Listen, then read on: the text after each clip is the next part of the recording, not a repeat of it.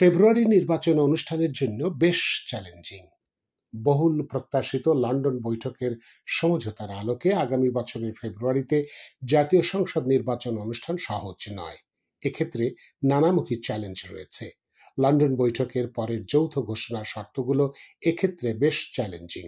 শর্ত অনুযায়ী ফেব্রুয়ারিতে নির্বাচন অনুষ্ঠানের আগে জুলাই সনদ, জরুরি সংস্কার ও জুলাই হত্যাকাণ্ডের বিচারে পর্যাপ্ত অগ্রগতি অর্জন প্রয়োজন বলে উল্লেখ করা হয়েছে। রাজনৈতিক বিশ্লেষকেরা বলছেন, মধ্য ফেব্রুয়ারিতে নির্বাচন করতে হলে সময় আছে প্রায় ৮ মাস। এই সময়ের মধ্যে প্রত্যাশিত সংস্কার ও বিচারে যথেষ্ট অগ্রগতি অর্জন নিয়ে সংশয় রয়েছে।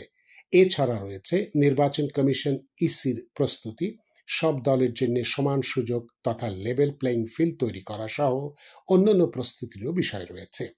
এসব প্রস্তুতি সম্পন্ন হলেই কেবল রোজা শুরুর আগের সপ্তাহ ফেব্রুয়ারিতে যৌথ ঘোষণা অনুযায়ী নির্বাচন আয়োজনের কথা বলা হয়েছে। ফলে এই সময়ের মধ্যে সবকিছু সম্পন্ন করা নিয়ে সংশয় থাকছে।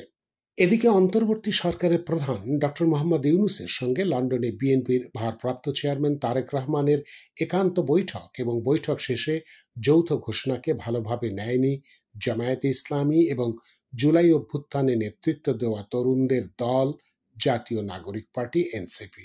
এরা বিষয়টি নিয়ে প্রশ্ন তুলেছে। বিশ্লেষকেরা মনে করেন, রমজানের আগে ভোটের কথা বলা হলেও সরকার ও রাজনৈতিক দলগুলোকে অনেক চ্যালেঞ্জ মোকাবেলা করতে হতে পারে। রাজনৈতিক বিশ্লেষক মহিউদ্দিন আহমদ বলেছেন, সরকার প্রধান বিএনপির সঙ্গে সম্পর্কে টানাপোড়েন দূর করতে চেয়েছেন। সে কারণে আগের অবস্থান থেকে অনেক ছাড় দিয়ে এখন তাকে ফেব্রুয়ারিতে নির্বাচনের কথা বলতে হয়েছে।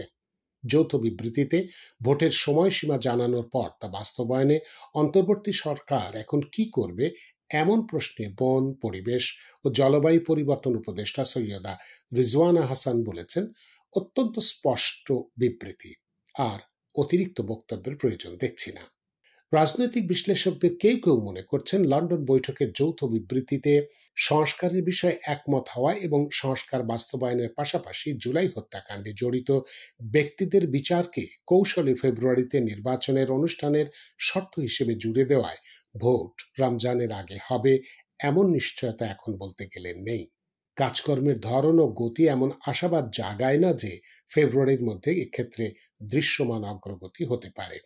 মিয়ানমারের রাখাইনের সঙ্গে করিডোর বিতর্কের কারণে নিরাপত্তা উপদেষ্টা খলিলুর রহমানকে নিয়ে নানা প্রশ্ন সামনে এলেও লন্ডন বৈঠকের প্রস্তুতি ও প্রচারে তাঁর যুক্ত থাকা এই ধারণা দেয় উপদেষ্টাদের বিষয়সহ অনেক বিষয়ে সম্ভবত বিএনপির অবস্থান কিছুটা শিথিল হয়েছে।